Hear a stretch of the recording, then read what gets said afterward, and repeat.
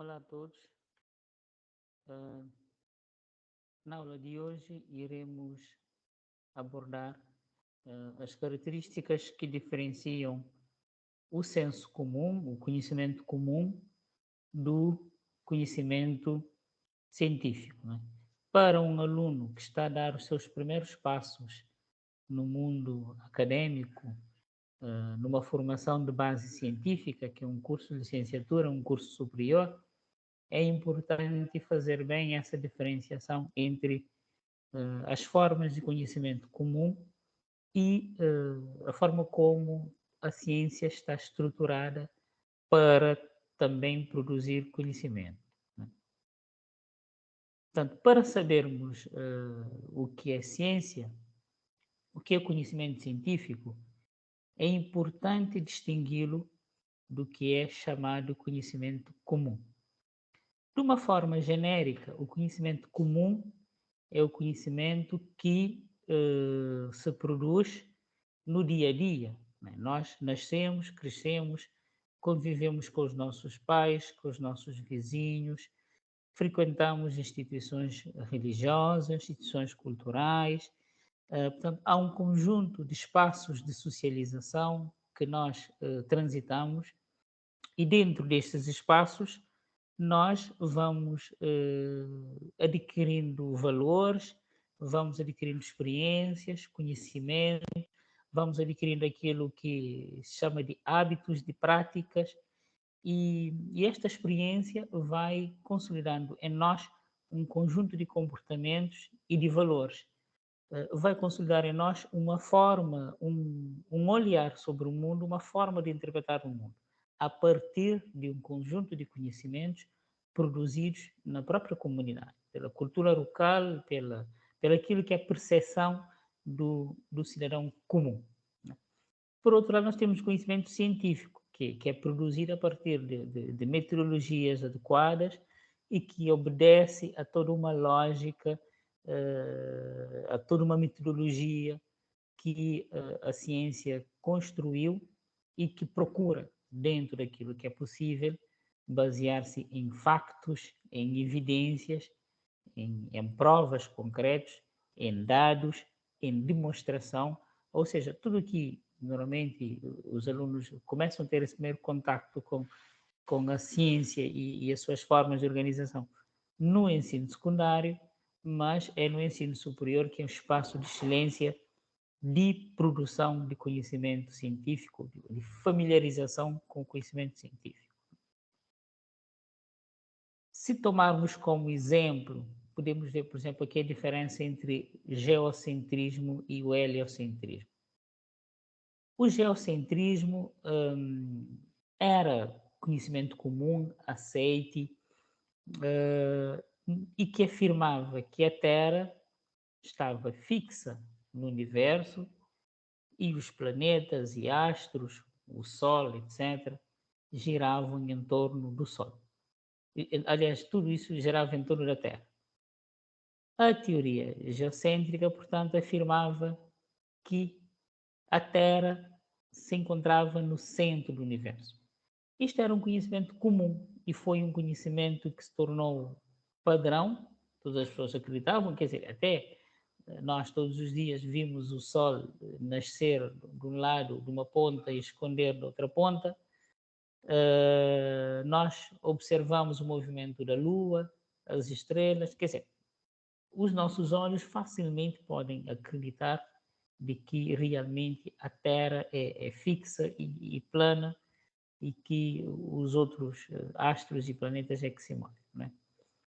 Portanto, foi só a partir, portanto, do século XVI, primeiramente por Nicolau Copérnico, que por modelos matemáticos, portanto, por via da ciência, veio a se demonstrar que afinal era o contrário e que surgiu o heliocentrismo, ou seja, é a Terra que gira em volta do Sol e não o Sol em volta da Terra.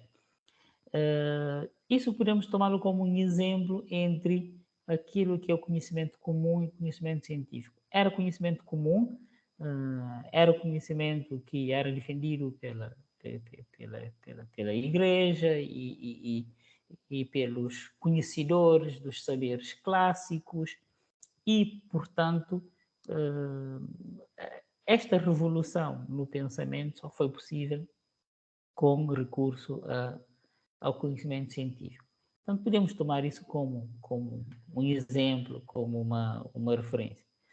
Portanto, a astronomia, a matemática, a física, enquanto ciências, nos ajudaram a constatar e a comprovar que o Sol é maior do que a Terra e que a Terra que se move à volta do Sol. Portanto, este exemplo nos mostra como o senso comum se manifesta.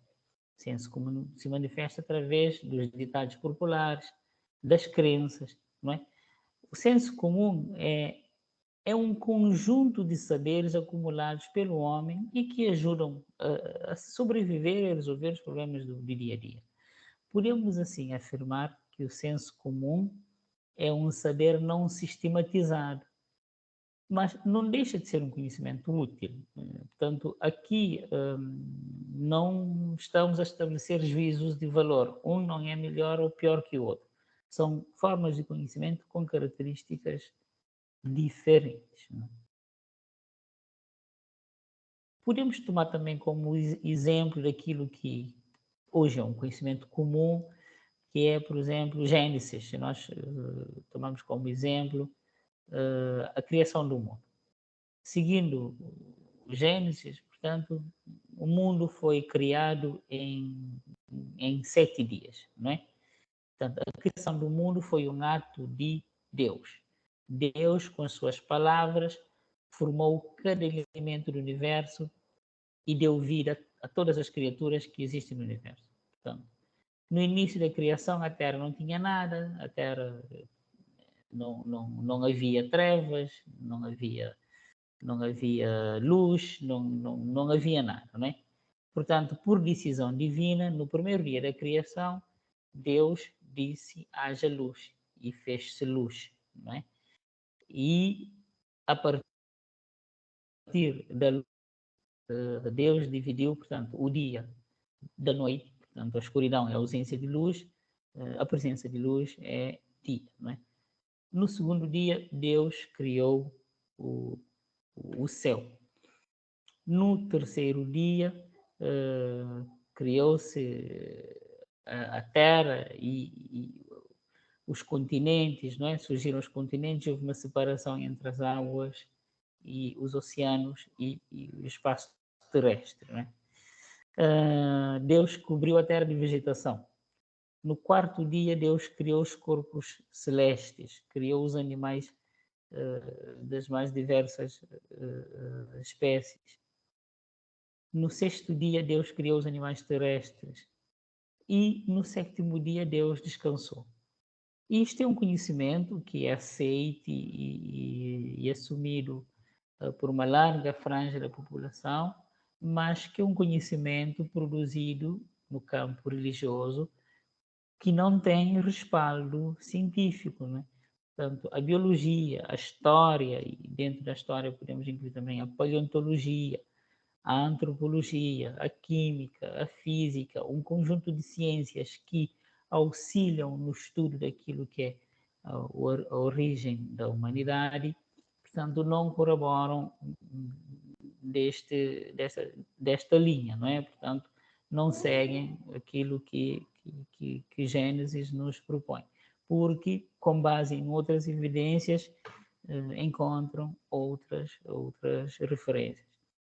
Dentro do campo científico, nós temos, por exemplo, a teoria do evolucionismo, que é a teoria de referência sobre como é que as espécies na Terra evoluíram e que procedimentos e que leis gerais têm sido referências para a evolução das espécies e que explicam porque é que hoje somos assim e de que forma éramos e quais são os fenómenos que afetaram o nosso desenvolvimento físico e intelectual, não é?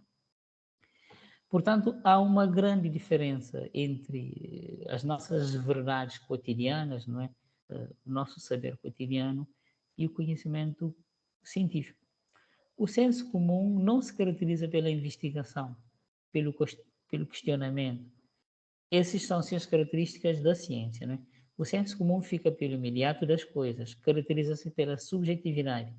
O senso comum é ditado pelas circunstâncias, é subjetivo, isto é premiado pelas opiniões, emoções e valores de quem o produz, não é? Portanto, essas são um conjunto de características que, portanto, formam o senso comum. Por outro lado, a ciência desconfia das certezas, das aparentes certezas, não é? A ciência desconfia da adesão imediata às coisas.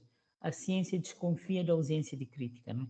Onde o senso comum vê muitas vezes fatos e acontecimentos, o conhecimento científico vê problemas e obstáculos. A ciência busca leis gerais para os fenómenos. Portanto, vamos imaginar, por exemplo, a queda dos corpos de objeto é explicada como? Por via da lei da gravidade, não é? Portanto, a lei da gravidade é algo que explica porque é que as coisas caem e porque que, como é que, quais são as causas, quais são as razões que fazem com que os corpos não se sustentam no ar. Não é? A ciência procura ser generalizador, pois reúne individualidades sobre as mesmas leis. Quer dizer, um determinado conhecimento científico a partir, não é? Em circunstâncias iguais, dará os mesmos resultados, seja aqui em Cabo Verde, seja em Portugal, seja na China, seja em qualquer parte do mundo. Por exemplo, a química nos revela que a enorme variedade de corpos se reduz a um número limitado de corpos simples que se combinam de modos variados. Portanto, isso podemos considerá-lo algo universal, não é? Portanto, a ciência aspira à objetividade. Portanto, o conhecimento, independentemente do indivíduo, é um objetivo da ciência. Se é alcançável sempre ou não, isso é uma outra questão. Mas é um princípio que se tenta implementar. Enquanto o senso comum se caracteriza pela subjetividade. A ciência dispõe de uma linguagem rigorosa, cujos conceitos estão definidos de modo a evitar ambiguidade. Portanto, a ciência evita conceitos e ideias ambíguas. Portanto, isso é fundamental para que haja conexão e haja entendimento entre os fazedores da ciência. A ciência tenta ser sempre quantitativa. A ciência busca medidas, padrões, busca critérios de comparação e de avaliação para coisas que parecem ser diferentes. Por isso, não é por acaso que a matemática se constitui como um grande instrumento, importante instrumento de auxílio a várias outras ciências. A matemática, a estatística, a física, muitas vezes são ciências de referência e ciências auxiliares de outras ciências. A ciência procura ter um método rigoroso para observação, experimentação e verificação dos fatos.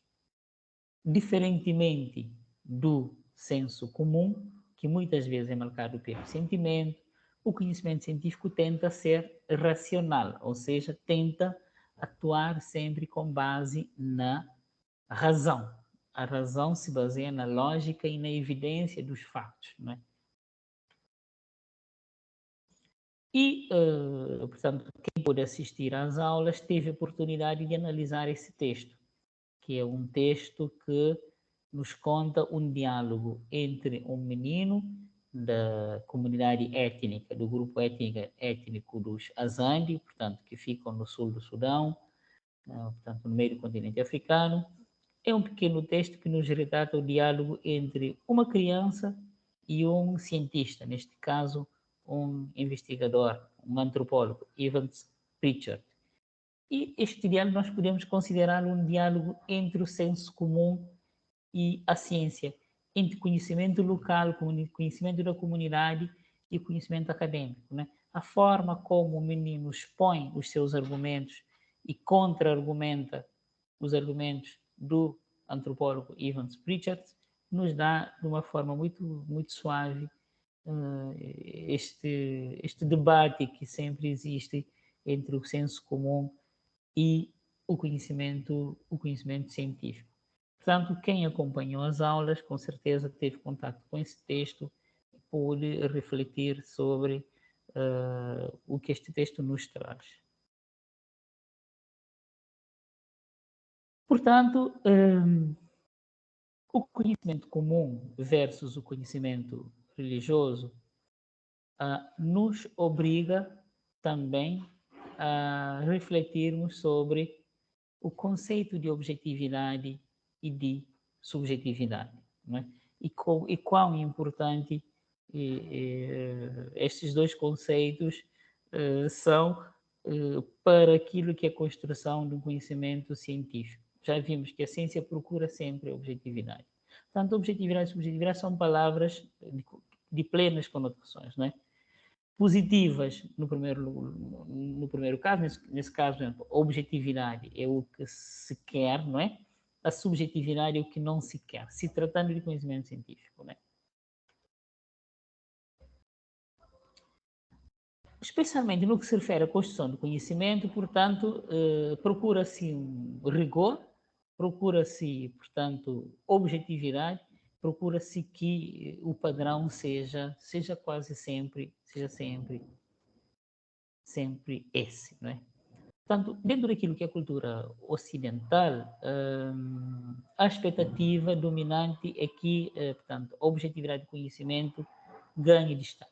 Isto é uma herança que portanto, nós recebemos de Karl Popper, que é um dos principais teóricos daquilo que é o conhecimento científico, a forma como a ciência se organiza hoje, que é um indivíduo que defendeu de uma forma categórica e que influenciou várias gerações de cientistas e que sempre defendeu que a ciência deve estar no centro, portanto, no centro daquilo que é a produção do conhecimento humano, mas que a ciência deve ser, sobretudo objetiva, né? Portanto, conhecimento comum, subjetividade, conhecimento científico, objetividade. Ainda, portanto, citando aqui Karl Popper, o conhecimento possuído por algum sujeito conhecedor devemos chamar de conhecimento subjetivo. Aquilo que é conhecimento individual, não é?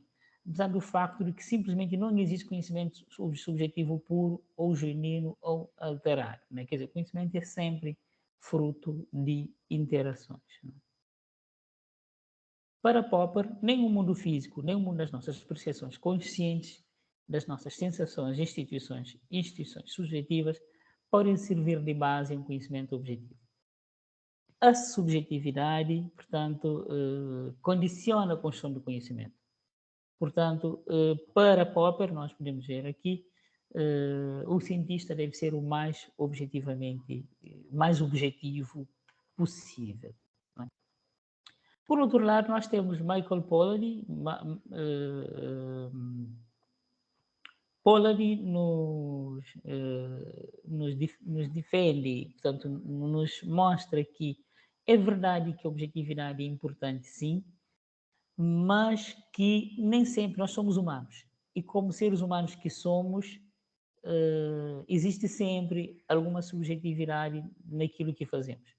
Portanto, Polanyi vem contrariar um pouco a perspectiva de Karl Popper, não de que a objetividade não é relevante, sim, mas de que nós, enquanto seres humanos, nem sempre conseguimos ser 100% objetivos. Mas, portanto, deve-se valorizar-se e ter como referência sempre a objetividade. Bom, portanto, assim concluímos, portanto, esta parte da matéria e seguiremos com as aulas.